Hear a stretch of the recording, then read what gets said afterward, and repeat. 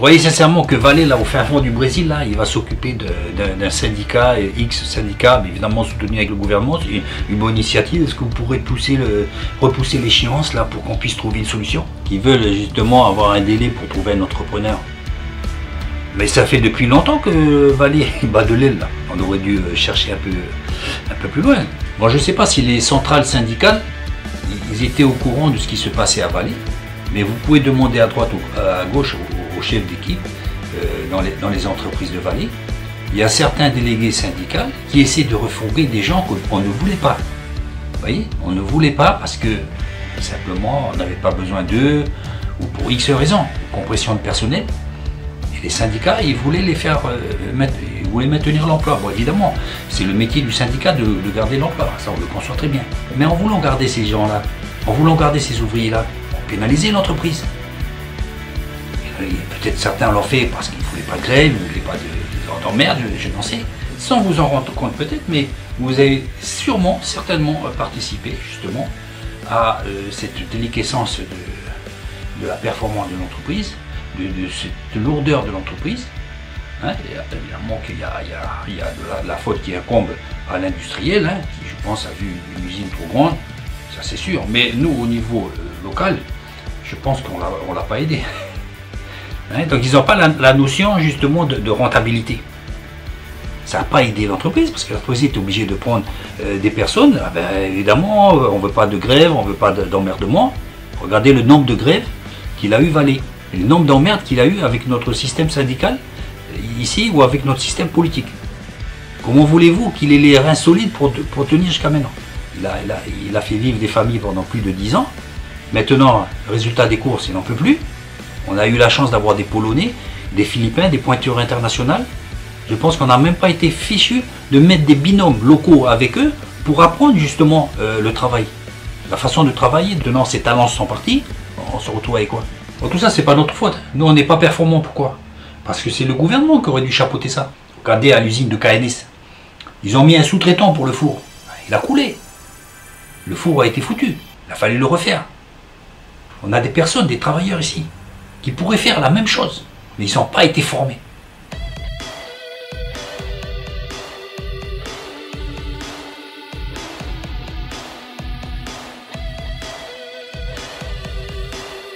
Et qui n'ont pas fixé des objectifs. On dit, bon, à tant d'heures, tu fais ça. À la fin de la journée, il y a ça qui est terminé. On travaille à la locale. C'est pas notre faute, on est comme ça. C'est tout le système. Mais quand il y a des entreprises de type international qui arrivent, et nous, on veut les cadrer avec notre modèle local, emploi local. Ça va pas très bien y aller. Ça, moi, je parle parce que je suis syndiqué. Mais j'estime que des fois, on défend le diable. Il y a des choses qui sont indéfendables et nous, on les défend. Et maintenant, on lève les drapeaux. Mais nous, au niveau syndiqué, syndical, on a quand même une responsabilité. Donc, il faudrait revoir notre méthode de travail. Syndiqué, oui, mais il ne faut pas faire n'importe quoi. On est des bosseurs. Mais le système, il fait qu'il y a des gens qui ne sont pas performants. Donc la personne qui est dans l'entreprise, c'est ce qu'elle fait. Ben, elle fait pareil, parce que pourquoi elle va bosser pour le même salaire qu'un mec qui ne fout rien? Donc les chefs d'équipe ne font pas forcément remonter les infos. Le patron, il s'en doute un peu, il ne veut pas de syndicat, il ne veut pas être emmerdé. Qu'est-ce qu'il fait? Il demande tant d'argent. Comme il sait qu'avec les déboires, les mecs qui ont mal au doigt de pied, etc., il va toujours s'en sortir.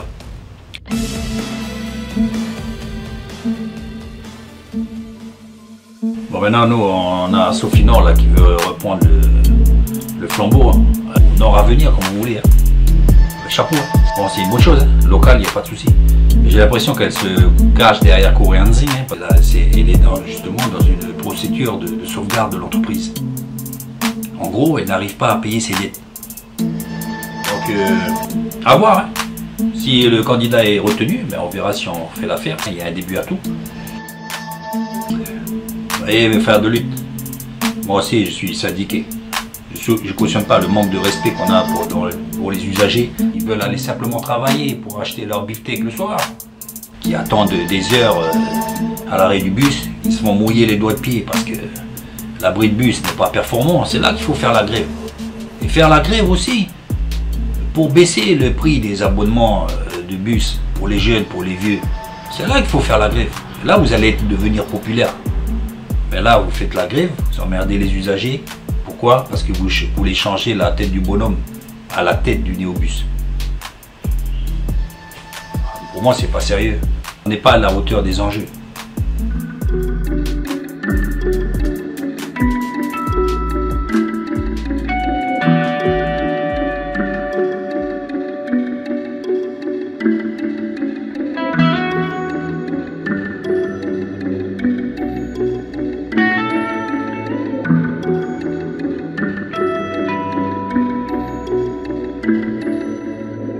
C'est drôle, hein, s'il me dit bienvenue aux investisseurs étrangers. Ah ben on est accueillant ici, hein, terre de parole, terre de partage. Venez, venez investir. Par contre, vous restez chez vous, on n'a pas de oreilles. On accepte l'argent, mais on n'accepte pas tout le monde. Mais si le patron, ceux qui investissent, le ZOR, mais s'il fait venir un peu sa famille là, il y a le problème, il investit des millions là ici. Il faut laisser, au contraire, il faut laisser ces gens arriver. C'est un package, hein, vous voyez. On prend l'entreprise, les sous, on prend 2-3 oreilles. C'est bon, pas de souci. Pas dire bon j'investis mais je peux pas mettre mon cousin, il donne des billes là, laisse-la former dans son cousin là, je sais pas moi. Ils investissent, ils ont le droit d'ouvrir leur bouche quand même. Et nous on veut les recadrer, emploi local, alors que lundi on n'est pas capable de se lever parce qu'on a picolé le week-end. Et je pense qu'il faut pas être strict à ce point. On a besoin de tout le monde. D'autant plus vous avez vu comme nous on travaille. Eux, ils nous apprennent un peu la rigueur, ils nous apprennent des choses, c'est pas plus mal. Moi, je pense une chose, c'est à nous mettre à la page. Nous, on est une petite île, un petit caillou, là, dans le Pacifique, dans le monde.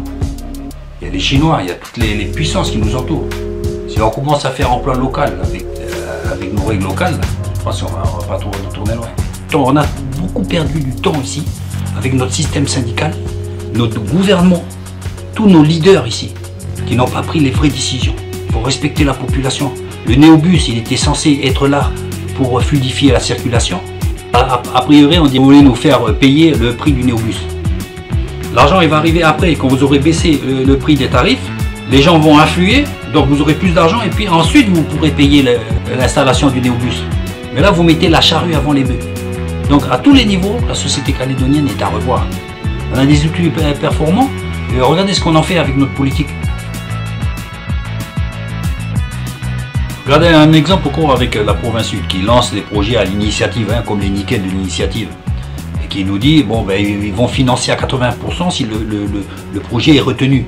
Et il nous fait un petit reproche à la radio hier, il nous disait vous voyez, ils ne nous disent pas vous critiquez, vous parlez un peu comme ça, hein, mais regardez il y a des projets maintenant, allez-y, hein, faites les projets, hein, comme ça vous allez voir que si vous voulez que ça bouge, c'est à vous à bouger. Mais le problème c'est que les lauréats, ça ne va pas concerner l'ensemble de la population. Il y en a certains qui vont gagner le projet, qui vont avoir le financement, et les autres, ça ne va pas résoudre le problème. Donc, ils essayent à chaque fois de donner la faute aux parents, aux ouvriers, à tous ces gens-là. Mais les leaders, qui c'est qui a été élu? C'est pas les parents, c'est vous. C'est vous à l'initiative de ces choses. Regardez les jeunes à l'école qu'on essaye de les faire brancher à la politique pour faire remonter les choses. Hein, ils ont été élus, voilà. Samedi matin, ils auraient pu rester chez eux. Non, ils prennent le car, on leur paye le car. Ils viennent le samedi matin au congrès pour débattre des idées. C'est une formidable boîte à idées. Au bénéfice de qui? De tous les écouteurs, de tous les penseurs, de tous ceux au gouvernement et autres qui sont payés. Ils pourront bénéficier de ces idées. Mais eux, la boîte à idées, ils sont payés comment? Rien du tout. Ils ne sont pas payés. Ça serait la première idée à faire. Donc essayez de respecter les jeunes. On n'a pas un système performant.